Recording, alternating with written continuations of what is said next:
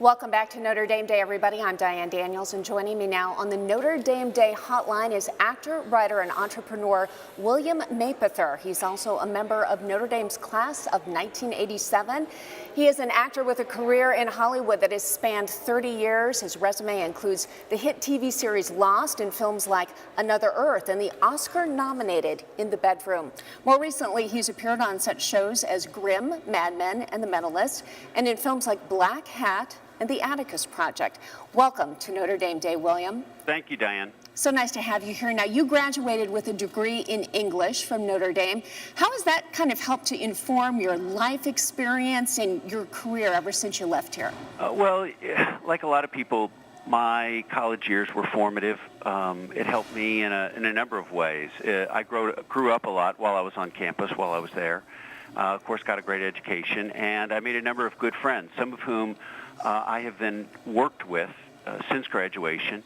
I've also been helped by being part of the Notre Dame Alumni Network. And finally, Notre Dame's emphasis on service has been a big part of my life, helping those less fortunate. And that's contributed to my participation in various charities, the Community Foundation, and promoting awareness of elder abuse, and various charities in film and entertainment-related areas. That sounds wonderful. Now, I understand that you also had kind of a non-traditional path to get into the acting profession. Can you tell us a little bit about that? Yeah. I was an English major, and I intended to write and direct. And I started working in entertainment on several films as a production assistant, which is the gopher of the film set. They call them that because they tell those people, go for this, go for that. And I did that for a few years, and then I got into project development, which is reading scripts and meeting people and trying to decide which films should go into production. And then I thought, you know what, I'm done with this. I'm ready to do my version of renting a van and driving around the country like my friends did. But for me, that version was teaching junior high and high school in East LA for the public schools for a few years. And I thought, all right, well, maybe teaching isn't the right path for me. And I moved to New York and directed a play, and then I tried an acting class, and I found it a lot more fun and a lot more intellectually challenging than I expected. It was a bit like detective work. So I came back to L.A., went to a 2-year school, and then started acting at age 33, which is a late start for an actor. But since then, I've been pretty fortunate to work rather steadily, which unfortunately for an actor still means plenty of downtime. Well, you know what? A late bloomer, but certainly it sounds like you've had some amazing roles that you've participated in over the years. What have been some of your favorite projects so far that you've gotten to work on? Well, 3 projects have kind of been support pylons so far for my career. The one you mentioned, In the Bedroom, early on, which got several Oscar nominations. Lost really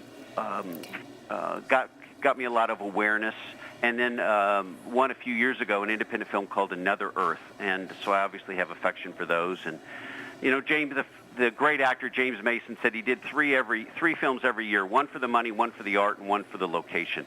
I don't have quite that liberty, but I've been lucky to like all my work, and I like it for different reasons. You know, some for the show itself, some for the experience.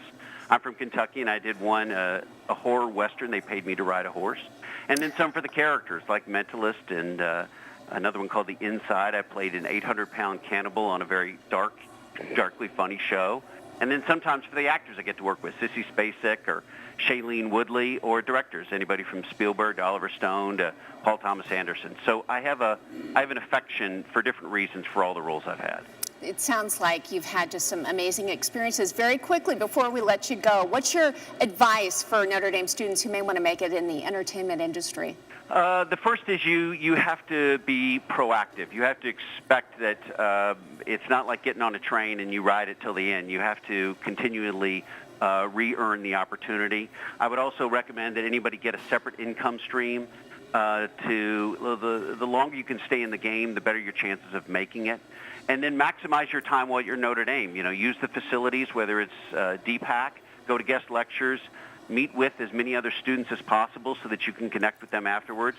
Use the Alumni Network, and then read Notre Dame Magazine, not only for the news and features, but in the back they have updates on every class year, and it's a good indication as to whom you might reach out to in the fields you're interested in. Sounds like great advice. Thank you so much for sharing your story of success in the entertainment industry with us, William.